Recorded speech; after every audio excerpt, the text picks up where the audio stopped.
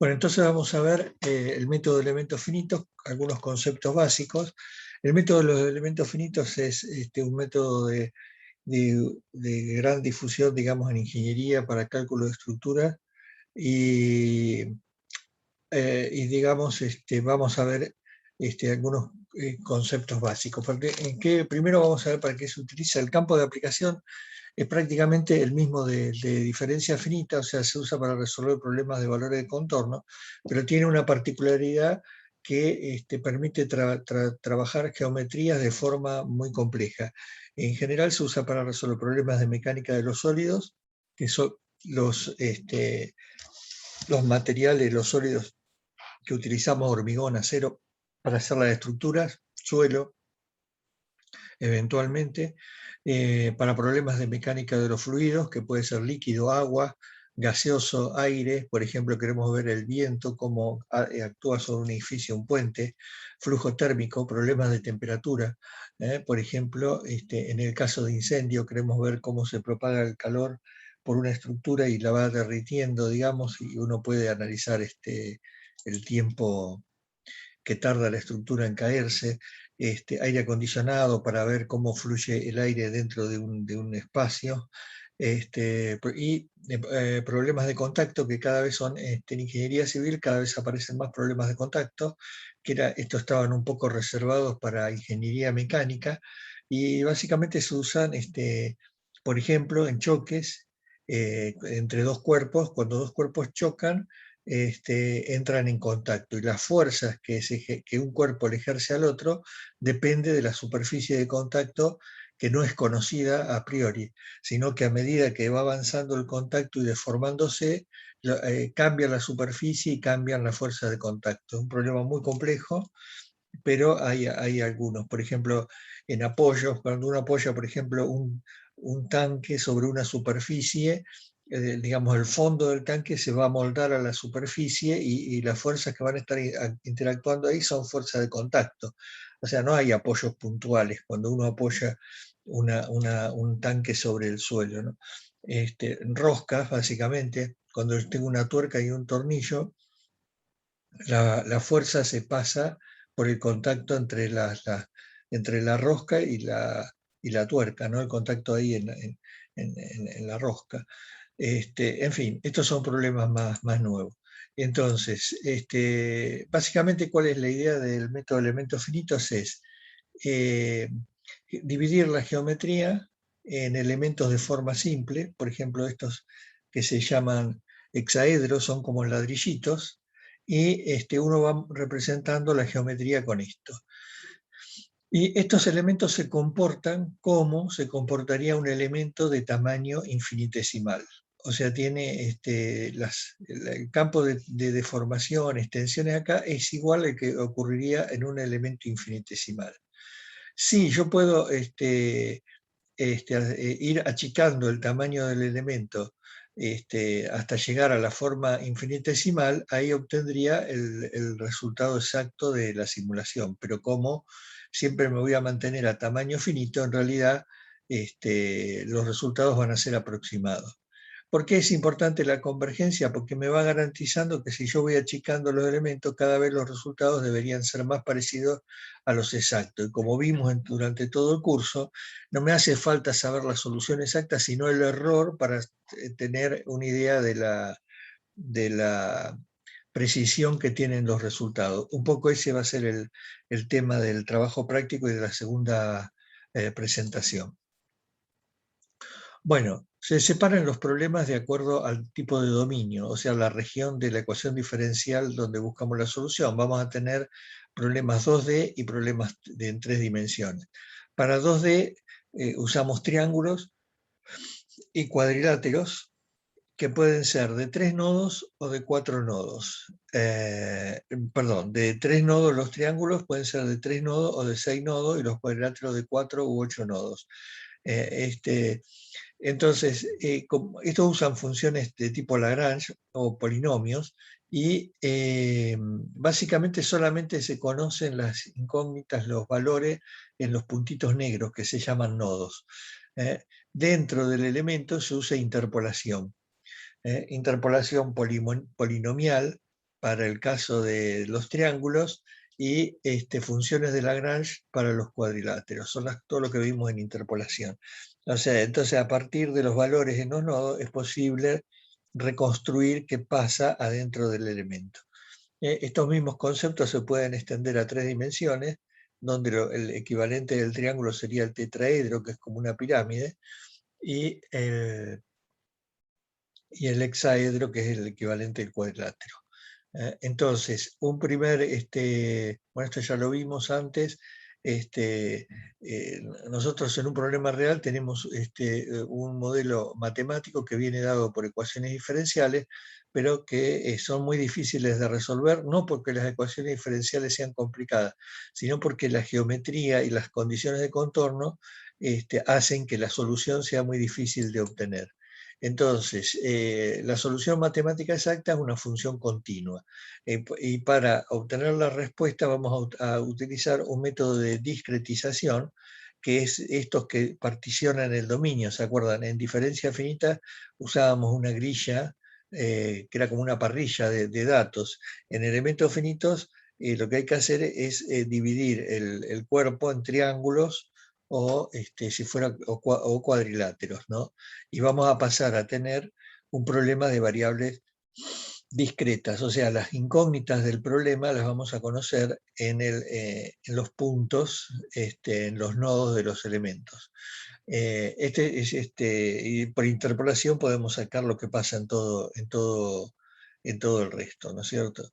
Entonces, y con eso vamos a obtener una solución aproximada al problema. Digamos, el camino real, digamos, es un poco más complejo. Hoy en día la geometría hace unos años, en general no se le daba mucha importancia en ingeniería civil y se usaban modelos idealizados. Pero al utilizar, digamos, al tener más preponderancia el BIM y el CAD, el diseño asistido por computadora, cada vez es más común y va a ser más común utilizar descripciones geométricas más exactas, más parecidas a la realidad. Entonces, el problema va a ser que hay que partir de una geometría real y simplificarla para llegar a una geometría idealizada y que pueda ser analizada, ¿no? ¿Y por qué esto también es un paso donde que en el futuro yo creo que se va a automatizar, pero la idea es así, esto es muy común en ingeniería mecánica, donde se suavizan todos los bordes, o sea, estos bordes tienen lo que se llama un redondeo, porque si en la realidad es imposible fabricar bordes rectos, ¿no? Bordes donde el ángulo sea 90 grados y que sea un filo, no hay forma, fíjense en todo lo que tengan a mano que sea construido, que los bordes filosos no existen.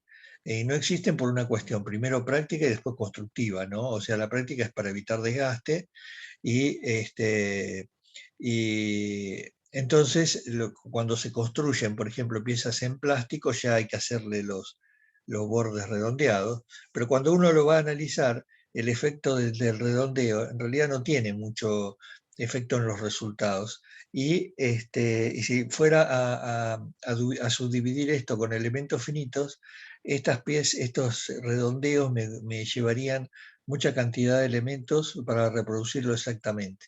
Entonces, hay un paso previo que se llama idealizar la geometría, que la lleva a una geometría sin bordes curvos. Este paso consume un montón de tiempo.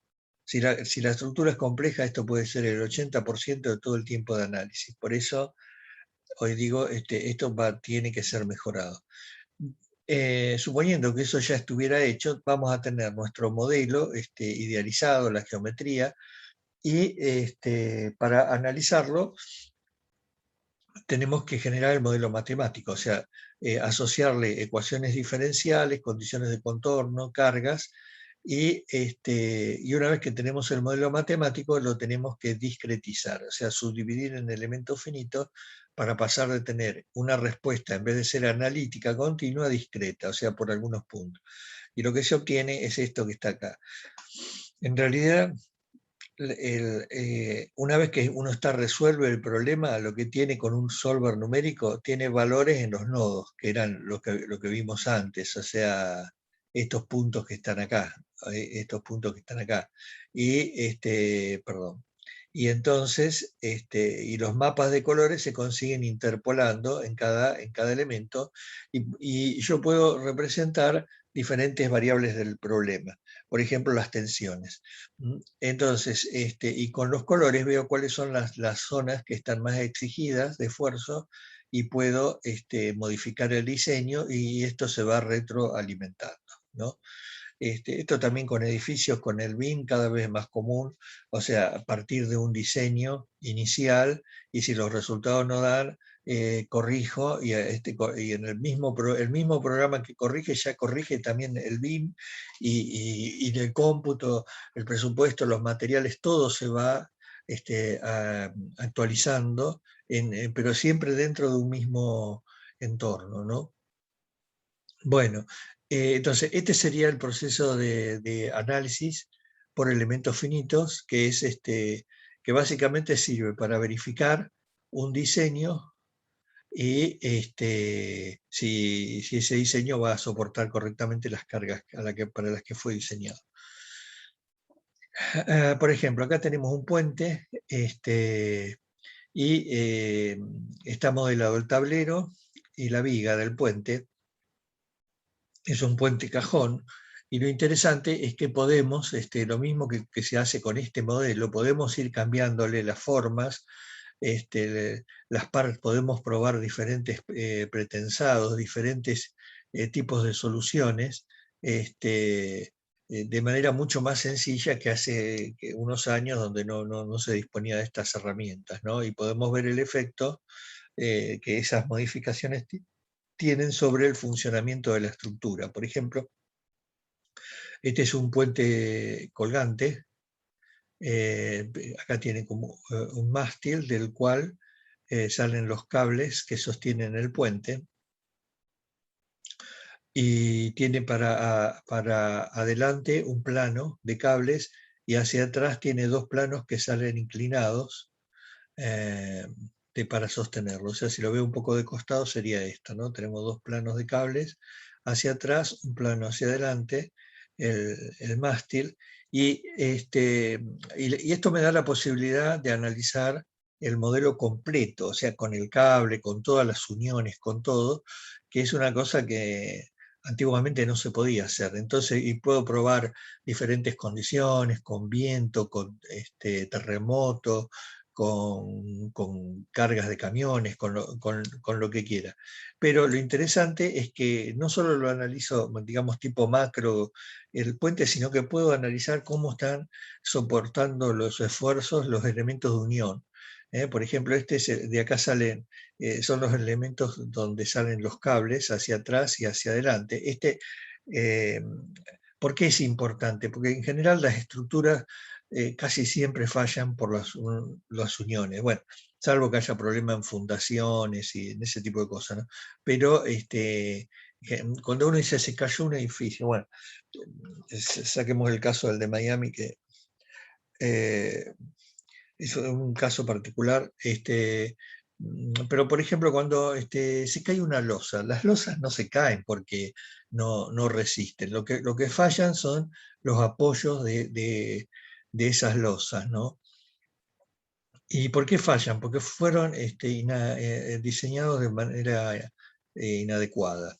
¿Qué significa de manera inadecuada? Que no se verificó que el apoyo, digamos, el medio de unión, pueda soportar correctamente los esfuerzos a los que iba a estar sometido. O sea, por ejemplo, siempre lo menciono esto porque me llamó mucho la atención. Había una discoteca sobre la avenida Scalabrini Ortiz, que hace unos años tenía un entrepiso de madera y cayó el entrepiso, y creo que fallecieron, hubo muertes, pero el tema es, no es que se quebraron las tablas de madera súper soportaron el peso. Lo que pasa es que estaban en los apoyos, tenía un soporte que tenía dos bulones y necesitaba tres o cuatro bulones. Entonces, como ese fue mal diseñado el apoyo, cuando se lo cargó se rompió la unión, el medio de unión. Entonces es muy importante, es una parte crítica de del análisis estructural, revisar bien las uniones. Hoy con la computadora tenemos la capacidad de revisar todas las uniones a un nivel que antes era imposible. Entonces, digamos, hay que aprovechar esa ventaja que tenemos para hacer estructuras más seguras. Bueno, esta es otra aplicación de elementos finitos. Por ejemplo, esto es una tribuna. Creo que está simplificado acá, tiene el techo y creo que no sé si acaban las gradas. Pero lo importante es lo complejo de la forma, que esto no hay, digamos, una losa, van a las tablas de Kalmanov, pero esto no lo van a encontrar en un libro. O sea, la única forma de analizarlo es con un programa que pueda modelar la estructura que ustedes quieren y que nos dé los esfuerzos para verificar qué refuerzo, si es fuera de hormigón, qué cantidad de refuerzo le tengo que poner y si verifica sin romperse y sin grandes deformaciones.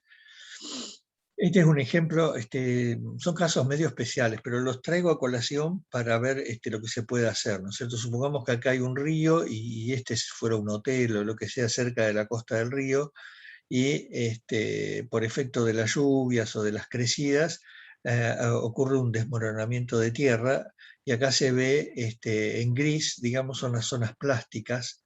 ¿Qué significa plásticas? Que tienen problemas o creo que es al revés, lo gris, elástico no, creo lo gris me parece que es lo plástico.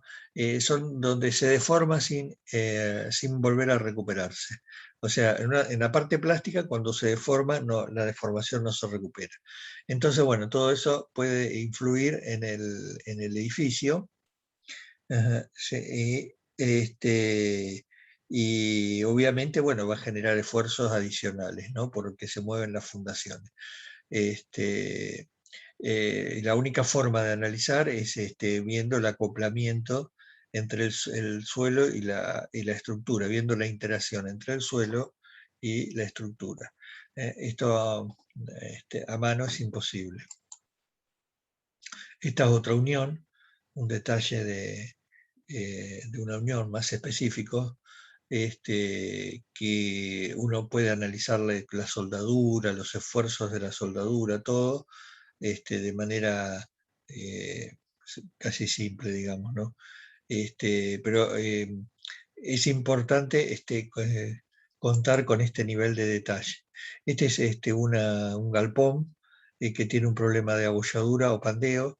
Esto se da cuando las cargas son muy grandes y no está correctamente sujeto la viga, y entonces puede dar lugar a estos problemas de grandes abolladuras, ¿no?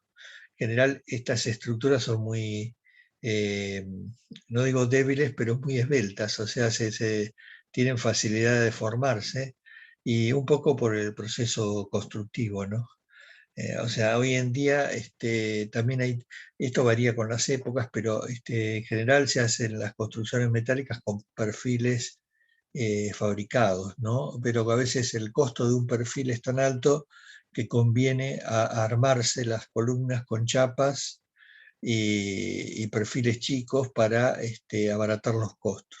Pero al salen, eh, digamos, muy esbeltas, y hay que verificarlas, ¿no? Que no tengan problemas. Este es un problema que en realidad es del año 2005, pero que yo creo que va a empezar a tener cada vez más vigencia, y es una autopista que cruza encima de la otra, y lo que se pide acá es verificar la seguridad de los pilares ante un eventual choque de un vehículo contra el pilar. Imagínense qué pasa si choca un camión contra el pilar y lo vuela, digamos. ¿Qué va a pasar con la autopista de arriba? Se va a caer. Y entonces, eso tiene un montón de consecuencias económicas. Va a haber que desviar el tránsito, va a haber que volver a arreglar el puente, posiblemente haya que desviar el tránsito de la vía de la autovía de abajo. Entonces, Lo que se empezó a ver es hacer estudios de manera tal de que se pueda verificar que el pilar de la autopista aguante el impacto de un determinado vehículo, por ejemplo, un camión. Esto es del año 2005, me parece, sí, 2005. Por ejemplo, este sería el impacto de una camioneta contra el pilar del puente. Este es en el momento que entra en contacto, es un problema de contacto, y acá, después del choque, el choque es una 2 décimas de segundo, o sea, es instantáneo, ¿no? Y esta es la forma deformada del pilar, pero magnificada por un factor de 100, o sea, aumentando 100 veces, ¿no? Entonces uno, si tuviera la posibilidad de simular el impacto, puede asegurar que el pilar no va a quedar con daños considerables y que va a poder seguir resistiendo en esa posición. Y si tuviera daños, se evaluará si se lo vuelve a reforzar o no, pero sin afectar este, digamos, la circulación por las vías que se cruzan, ¿no? Entonces, esto está bastante vinculado a lo que vimos antes, en integración numérica. Bueno, este es el choque de un camión. Fíjense que todo transcurre entre 0 y 165 milisegundos, con casi 2 décimas de segundo, o 1 décima y media. O sea, es el impacto ocurre en un lapso muy corto del tiempo y hay un montón de fuerzas que se generan por el choque, ¿no? Está la deformación del vehículo y está la deformación de la columna, que obviamente es mucho más rígida, ¿no? Y acá, digamos, desde el lado de la ingeniería civil, que sería el puente, yo mostré antes del lado del fabricante del auto, que quiere que haya seguridad. Ahora, del lado de ingeniería civil, la seguridad es que no se me caiga el puente, ¿no? Entonces, lo que estoy analizando es como, antes era el choque contra una pared y me interesaba el auto, y ahora me interesa la pared, digamos. O sea, quiero que la pared se siga manteniendo en pie. Entonces, esto fue una evaluación de hace 15 años y se testeó para ver si era factible. Y la verdad que es factible y hasta acá en Argentina, hace unos meses, había una gente que tenía un puente que estaba pidiendo un estudio de esto para verificar no tanto el pilar del puente, sino los elementos de contención. O sea, cuando ustedes van en un puente, si tienen un choque, lo que hay que evitar es que el coche salga despedido abajo del puente, o sea, que haya un elemento de contención que lo mantenga arriba del puente y no que se caiga afuera, ¿no? Entonces, lo que querían era diseñar los elementos de contención para asegurarse que ante un impacto el coche no saliera fuera del puente. Con esto lo que quiero decir es que no son ejemplos irreales, sino que yo creo que en un tiempo van a ser de uso más habitual, ¿no? Eh, y acá, ¿qué se usan? Elementos finitos para modelar los vehículos y básicamente, como mencioné, entre las aplicaciones es un problema de contacto, porque la fuerza que el camión le hace a la columna va a depender de la manera en que se deforma el vehículo, ¿no? O sea que hay que usar algoritmos bastante complicados. Y lo que se evalúa este es el resultado de la energía, del intercambio de energía. Yo voy a tener un sistema que está formado por el vehículo y el puente. Entonces, acá yo tengo la energía cinética, que es la que tiene que ver con el movimiento, que al principio va a ser grande porque es todo el movimiento que trae el vehículo. Y esta sería la interna, sería la energía que tiene que ver con la deformación de las partes. Entonces, al principio, tengo mucha energía cinética que, promediando el choque, se va transformando en energía de deformación, y esto tiene que ver con el principio de conservación de la energía. O sea, la energía no se pierde, sino que se transforma. O sea, hay una transformación de energía cinética en energía de deformación, que básicamente la absorben los vehículos, que son los que se deforman, y algo el puente. Pero miren lo que apareció acá, esto que dice Howard Glass. Howard Glass tiene que ver con la parte de integración numérica y es lo que vimos de la integración de Gauss, ¿no? O sea, Howard Glass es una integración de Gauss, pero simplificada. Es una, digamos, es una manera ficticia, pero muy eficiente. En términos computacionales, eficiente quiere decir que puede hacer el cálculo de la energía en la quinta parte del tiempo. Pero bueno, es un mecanismo ficticio y entonces se trata de que la energía de Howard Glass se mantenga acotada, porque digamos, es como un indicador de que puede ser demasiado ficticia la solución y no representar el comportamiento real. Se trata de que esté debajo del 2%, 3%, y acá eh, la energía total es toda esta altura, y acá Howard Glass sobre total. La energía del Howard Glass sobre la total está en el 17%. O sea, esto, digamos, no está, no parecería muy bueno. Debería estar así siempre debajo del 2 o el 3%. Digamos que esto tiene más de 15 años. Hoy las técnicas han evolucionado y se está trabajando en métodos alternativos de integración que reemplazan esto. Pero digamos que el que ve este gráfico y no tiene idea de lo que es el hardware glass no lo va a vincular nunca con la parte de integración numérica.